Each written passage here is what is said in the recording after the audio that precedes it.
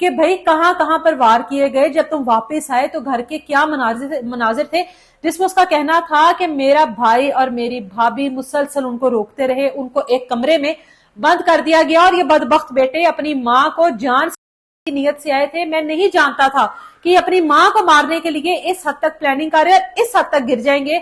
ना मेरे इल्म में था कि ये मेरी बीवी के साथ ये सब कुछ करेंगे। मैं तो समझता था कि इसके बेटे हैं, कभी औलाद ने भी अपनी माँ के साथ ऐसा किया, कभी औलाद ने भी वालिदैन के साथ ऐसा किया। जब मैं वापस घर आया तो मैंने देखा कि मेरे घर में कियामत के मनाजिर थे। मेरी बीवी के जिस्म का कोई हिस्सा ऐसा नहीं था जिसको उसके बेटों ने वार कर करके जख्मी ना किया। और ना मेरी बीवी के कान थे, ना मेरी बीवी का चेहरा सलामत था, ना मेरी बीवी की गर्दन सलामत थी, ना मेरी बीवी का पेट सलामत था, ना उसकी टांगे सलामत थी, ना उसके बाजू सलामत थे।